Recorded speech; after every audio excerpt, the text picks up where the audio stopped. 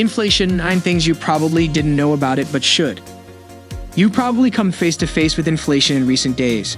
Things at the grocery store, gas, and everything in between seem to be going up in price. But what is inflation really, and what causes it? In this video, you'll get the nitty-gritty details about inflation and facts that you probably didn't know. Before we jump in, make sure you subscribe to the channel. What is inflation? Inflation is a rise in prices, which can be translated as the decline of purchasing power over time. The rate at which purchasing power drops can be reflected in the average price increase of a basket of selected goods and services over a selected period. The rise in prices, which is often expressed as a percentage, means that a unit of currency effectively buys less than it did in prior periods. 1. Inflation is constant, but the rate of inflation fluctuates. Inflation isn't constant. It only happens when the supply of money grows more than the value of the goods and services produced, the real GDP. When the supply of money was almost fixed during the gold standard years, real prices fell almost constantly. 2. Asset classes such as gold, rental income, and certain commodities often do well when there's elevated inflation. Gold has often been considered a hedge against inflation. Many people have looked to gold as an alternative currency, particularly in countries where the native currency is losing value. These countries tend to utilize gold or other strong currencies when their currency has failed. Gold is a real physical asset and tends to hold its value over long time periods. Real estate rental income. Real estate rental income is income earned from leasing out a property to a tenant. Almost every adult has rented property at some point in their life. Real estate works well with inflation. This is because as inflation rises, so do property values, and so does the amount a landlord can charge for rent. This results in the landlord earning a higher rental income over time. One drawback is that if you have a variable interest rate on the mortgage, the payments required will also increase.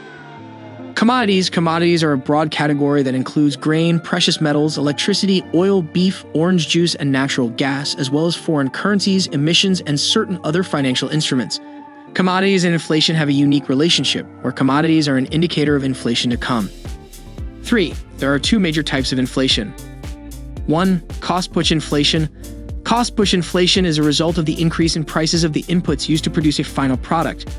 For example, the raw material for a shirt such as cotton and dye increase in price, so the final product also increases in price.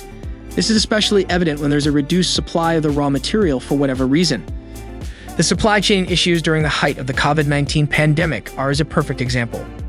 These developments lead to higher costs for the finished product or service and work their way into rising consumer prices. 2. Demand pull inflation. Demand pull inflation occurs when there's an overall increase in demand across the economy or a certain sector and production isn't able to keep up.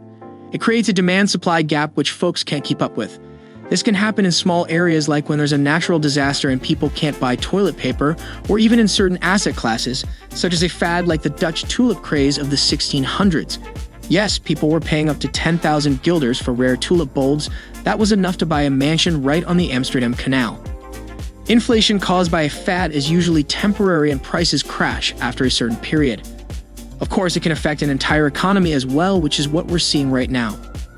4. The inflation we're experiencing in 2022-2023 is cost-push. Cost-push inflation occurs when overall prices increase inflation due to increases in the cost of wages and raw materials. Cost-push inflation can occur when higher costs of production decrease the aggregate supply, the amount of total production in the economy. What signal should we be taking from current inflation for future inflation? The answer, some signal, but not a lot. To be sure, inflation is running high, and after excluding the typically volatile categories of food and energy prices, it's running higher than it has been in decades. But because the factors that are leading to inflation are pandemic-related and therefore temporary, the current trend does not forecast the future. 5. Ancient Rome fell partly because of inflation. The falling value of money is one of the factors adversely affecting the progressive increase in prices, which in turn leads to destabilization of the economy and social unrest. As it turns out, ancient Romans had to face similar problems. Monetary, fiscal, military, political, and economic issues are all very much intertwined. And they are also intertwined because any state normally seeks to monopolize the supply of money within its territory. Monetary policy therefore always serves, even if it serves badly, the perceived needs of the rulers of the state. If it also happens to enhance the prosperity and progress of the masses of the people, that is a secondary benefit, but its first aim is to serve the needs of the rulers, not the ruled. This point is central, I believe, to an understanding of the course of monetary policy in the late Roman Empire. 6. One of the leading causes of hyperinflation is war. Although several circumstances can trigger hyperinflation, here are the most common causes of hyperinflation. Excessive money supply. Central banks generally control the circulating supply of money. In circumstances that historically warrant an increase in the money supply, like a recession or depression, central banks can increase the amount of money circulating. The intent behind this action is to encourage banks to lend and consumers and businesses to borrow and spend.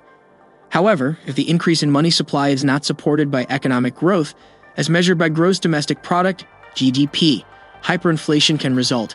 If GDP, the measure of an economy's production, isn't growing, businesses raise prices to boost profits and stay afloat. Because consumers have more money, they pay higher prices and feed inflation. If economic output continues to stagnate or shrink and inflation keeps rising, companies charge more, consumers pay more, and the central bank prints more money. A cycle increasing inflation rates occurs, leading to hyperinflation. 7. One of the major roles of central banks is to control inflation. Many central banks around the world are experiencing inflation below their targets, despite having implemented low interest rate policies and various unconventional monetary policies in recent years. An article in the Regional Economist explains the origins of conventional central banking practice for managing inflation and explores an alternative solution to the problem of too low inflation. Money growth targets. Vice President and economist Stephen Williamson explained that monetarist ideas and experience implementing those ideas in the 1970s and 1980s drove two key developments in modern central banking. Asterisk, the recognition that the central bank is responsible for inflation. Asterisk, the recognition that the central bank's main instrument for monetary control is a short-term nominal interest rate. Many central banks adopted money growth targets during the 1970s and 1980s to combat the relatively high inflation rates of that era. In fact, during his tenure as Fed chairman from 1979 to 1987, Paul Volcker brought inflation down from about 10% to about 3.5% through a reduction in the money supply growth rate. 8. The worst asset to hold during hyperinflation is cash. Cash doesn't grow in value. Banks give a horrible interest rate. It's just a tool that continues to lose value with inflation. Other asset classes, on the other hand, grow in value. For example, stocks grow in value and so does real estate. With inflation currently significantly higher than interest rates, the purchasing power of cash is deteriorating at a rapid rate. Although higher interest rates are very likely ahead, they may fail to produce a more positive or indeed less negative real return because of the likelihood that inflation will rise to over 11% by the end of the year. As a result, holding cash is detrimental to a portfolio's ability to retain its purchasing power in an era of rampant inflation. Of course, cash can be a useful asset to hold when the economic outlook is uncertain because it's easily deployed.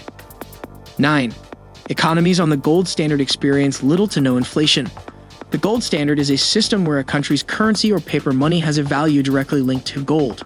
With the gold standard, countries agreed to convert paper money into a fixed amount of gold.